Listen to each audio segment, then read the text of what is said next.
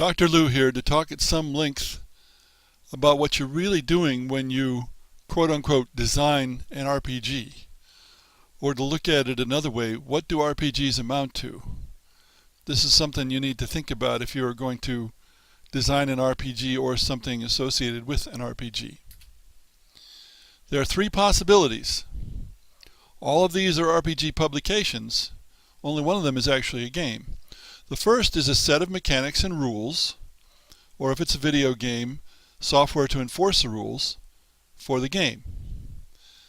The second is a world setting, which can be very detailed. It may be quite simple. It could be an entire book. The world and the setting are two separate but related things, and I'll tend to just say setting as I go along. In our world, there are lots of possible settings differing in geography and time. So you can have a setting in the Roman Empire. You can have a setting in the year 2020. They're both in our world, but they're different world settings. The third thing you can have is adventures. Adventures for someone to play, or at least for someone to read. Those adventures could be for a particular set of mechanics, a particular game. They could be a particular setting. They could be for both, or they could be for neither, depending on how they're written. The second and third items, the world setting and the adventure, are not games on their own. They're additions to games. Now, we can have more than that. You can have specific stories, or you can have an overall story that dominates the action. And of course, in the extreme, we have novels that are stories set in the world setting of a particular game and using the mechanics that the particular game uses. For example, stories about Dungeons and Dragons. You can have specific technologies. You can have science, you can have steampunk, horse and sword is quite common, high magic, and so forth. All within a role-playing setting or even a fantasy role-playing setting. And then finally you can have a moral tone, as in, is the game black and white morally, or is it gray? I like games where the morality is black and white. I want to know I'm the good guy and my job is to kill bad guys. But not everybody likes that. Some people like a more gray, well, nobody's really a good guy, nobody's really a bad guy. And related to that is, in fact, whether people are expected to be good guys or bad guys, or just people trying to get along, or powerful thugs who are going to do whatever they want. The latter is what tends to be the default in fantasy role-playing games. That is to say, most people want to be thugs who can do whatever they want but not suffer the consequences of being really evil. So these are all related in moral tone. There's more, but often the game or the world setting or the adventures don't address this. And this is, what is the angle of the player? Is the player putting themselves into the place of the character, or is the player an actor playing a part? In other words, I'm playing a wizard and that's me there and I do what I would think about doing. That's the first kind. And the second is, okay, we have this character, it's such and such a race, such and such a character class. It has these advantages, disadvantages, quirks, weaknesses, and I'm going to act out that character to the best of my ability, just as though I was an actor in a play or a movie. Along with that, we can ask, are you speaking a role, or are you just stating what your character is doing? A game where people say things like, I fire at the orc, or I hack the owlbear. Very active. Very much, I'm there. Versus games where somebody says, my character fires at the orc, or my character hacks the owlbear. Passive voice more or less, and less involved in a way, at a distance, as though the characters were pieces in a game. We can also ask, is the game a war game? Is it a novel? Is it a simulation? Is it supposed to be realistic? Is it a movie or even a cinematic romp, swashbucklings, that sort of thing? Is it something else? We can also ask, is the referee all-powerful?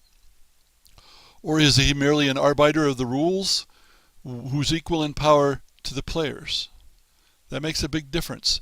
But these things sometimes, perhaps often, are not actually addressed in the game rules or the setting or the adventure. Now contrast this with novels and films, which have a world setting. They have one or more adventure stories, but there's no game rules.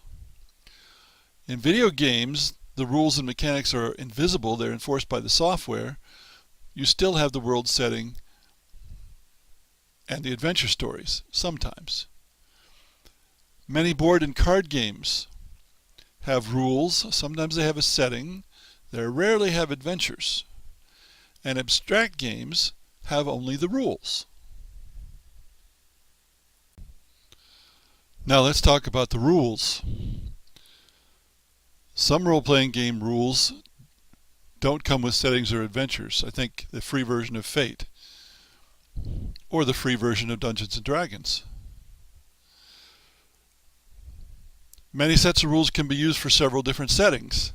Many settings can be used with many different sets of rules, and that's often deliberate, and some adventures can be used with different sets of rules, often deliberately. So there's a lot of variation here. But the game has to have some rules or you don't have a game.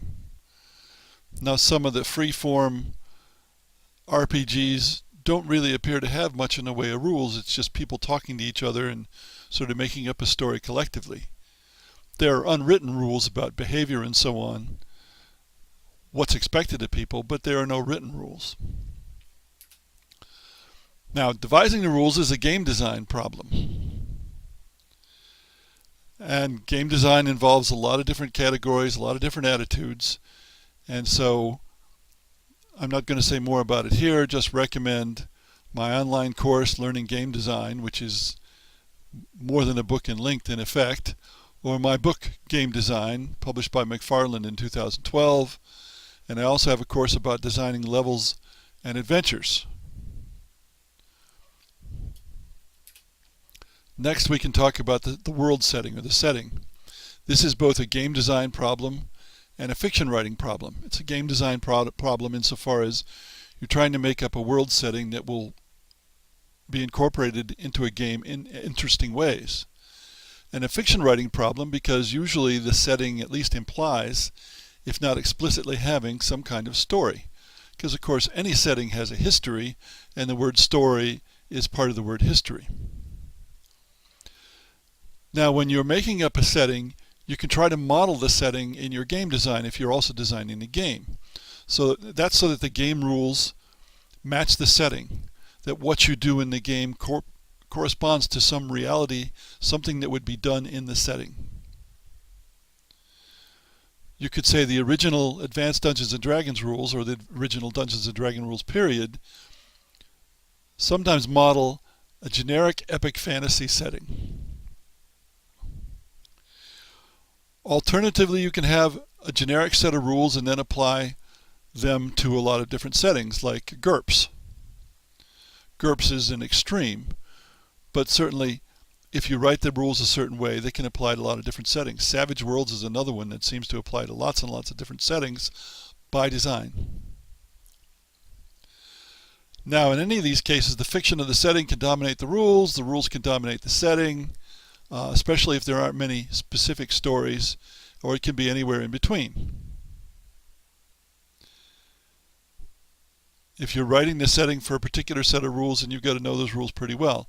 If you're writing a more generic setting, in some ways it's more difficult because you've got to find ways to express in game-like terms what you're talking about, so that those game-like terms can be imported into a game to play with that setting. And of course, settings sometimes include their own rules as add-ons to a particular game. The same is true of adventures, although less commonly do you add on rules. Sometimes you add on monsters. An adventure is a game design problem and a fiction writing problem, but perhaps more game design, because a particular adventure doesn't have to have a lot of story to it and can still be very interesting. Adventures, again, can be written to apply to many sets of rules, or they can be strongly tied to one set. I think you'd have to generalize that rules that are tied to a particular set, or adventures rather, sorry, that are tied to a particular set can be stronger adventures than ones that are more generic.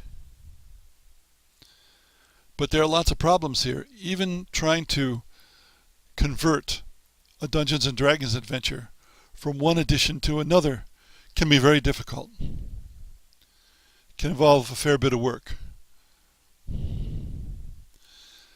Now, in general, older adventures tend to be about a situation, letting the players write a story themselves, and newer adventures tend to be more story-like, where the players follow along the story. Why is this? I think it's partly because people nowadays, already having so many adventures, they often buy adventures to read them rather than to play them. And reading the situational adventures was not real entertaining. It was more entertaining to watch somebody go through that adventure. Whereas if you write the adventure as a story, it can be fairly entertaining even if the person reading it never sees anybody go through it. Now, any of these three products can have follow-ons. Rules are often followed by more and more and more rules, and more settings and more adventures. If you want to have the maximum potential for follow-ons, then you want to make the rules for a game. Settings can be expanded. If it's a whole world, there's lots more beyond where we know, so that you can add more and more details to the setting. And adventures can lead to other adventures, of course, just as any story or history can lead to more adventures. So there's always potentials for follow-ons, but there are different types of follow-ons. So ask yourself, what are you really doing and what do you really want to do? If you think of yourself as a fiction writer, you might not want to do a game, you might want to do a setting or adventure. Because game design is nothing like fiction writing. You're a game designer or a fiction writer or somewhere in between. But you can't be both all the time. You've got to be one or the other at various points. And what I've talked about is an expansion of a blog post, which is at this URL.